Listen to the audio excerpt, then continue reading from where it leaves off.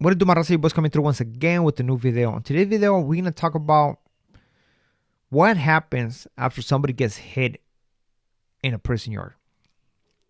Because the stories is always of the incident, but what actually happens after the incident.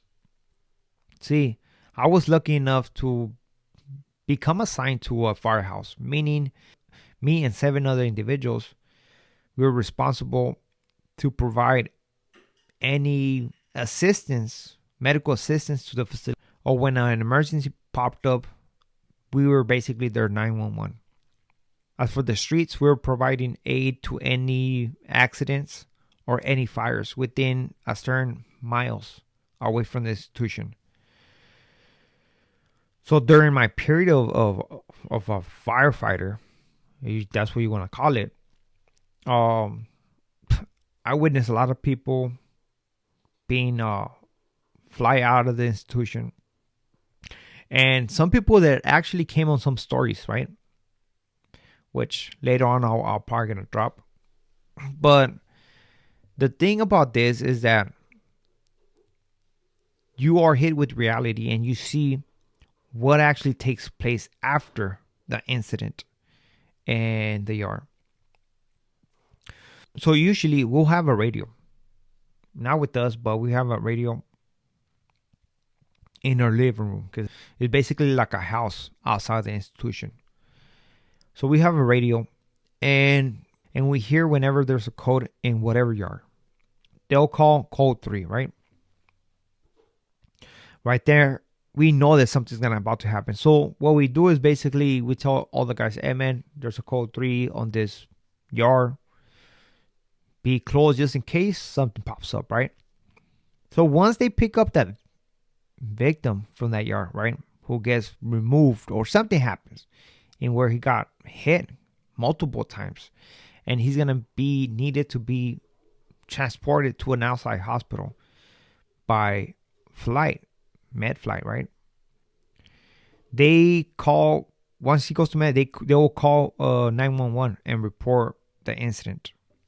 Once the operator has a hold of this call, she'll call it on the radio and basically say MedFly to Pleasant Valley State Prison or whatever prison it is.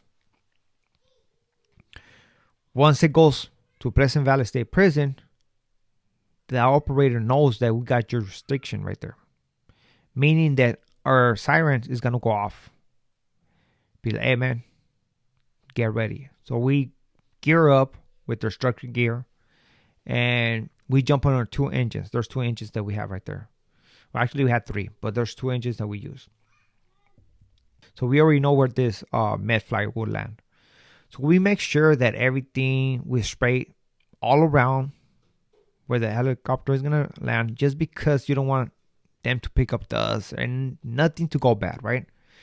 So we park across from one another with a good distance so the helicopter can land in between both of the engines. So as we're waiting right there, right, we already sprayed the surrounding area. So as we're waiting for the helicopter to land, with the whole area already sprayed, we see the ambulance coming through, right? They come through. They're not driving fast or nothing like that. They're just driving normal. And the ambulance is gonna be the inmate, the victim. There's gonna be a CO, and there's gonna be a nurse, right? They park next to one of the engines who's close by them, right?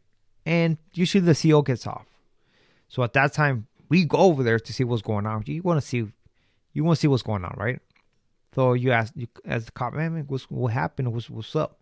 So since you're not even part of the institution, the cop doesn't even hesitate to tell you that whole spiel, right? Oh, this guy got hit because of this, blah, blah, blah, whatever. On this occasion, there was this one skin behind that ambulance, right? The guy had, like, they hit him on the head. It was pretty bad. Like, you can see, like, openings in his head and how he was bleeding. And of course, they try to cover, cleaning him up and stuff like that. But his upper body was full with holes. And not only the upper body, the back.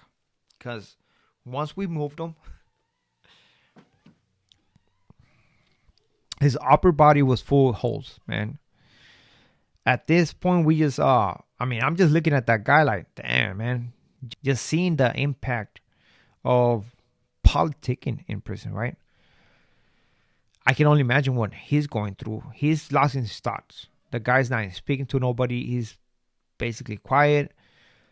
The nurse is speaking to him to make sure that he didn't go to sleep. This guy got hit like around 40 times. I'm not playing. He got hit a lot of times. You see him on his regular yard clothes, right?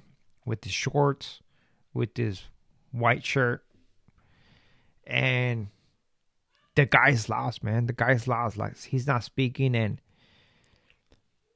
and basically he's getting reality check, man. You know what I mean? As we wait for the helicopter, which is already landing, right? We have to make sure that everything's good in the engine. So we have to take our positions again as the helicopter lands, right? Making sure that the land was successful and everything's good. Once the helicopter lands, there's staff coming out of the helicopter, right? It's usually a female, small female, because that helicopter is very tight. That's why usually the SEAL that goes and flies with the inmate is supposed to be like a smaller SEAL. So you see the female running with the, well, like a stretcher, whatever, one of those medical beds, right? So we can put the inmate in there. So once she goes into the into the back of the ambulance, we'll go over there to assist with any help, man. I remember we picked up that guy, man. We took him out of the ambulance in the medical bed, and we moved him from one bed to another bed. So once we moved him, his back was full of blood, man. Like, he got hit on the back as well. That guy was barely speaking, and it didn't seem like he was gonna make it. Honestly, it didn't seem like he was gonna make it, man. Once we put him on the bed, right, that the helicopter lady brought, we'll take him over there to the helicopter, and initially we just strap the bed to something, and we don't even have to pick it up like that. It just, everything's electronically. You know, there's like a arm that's gonna pick up the thing and take it in. It's some crazy ass stuff, man. But right there and then, man, it used to give me a different perspective of prison, man. Just seeing the impact of the victim, right? How he got hurt, what he was going through.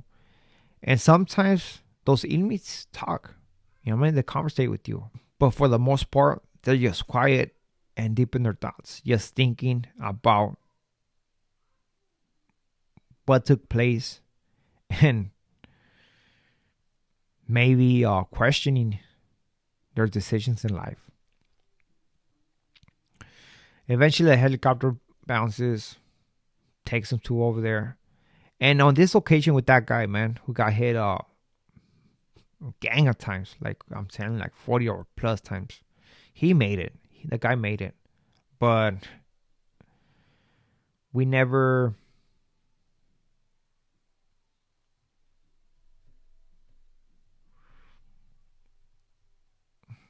But we never hear those types of stories, right?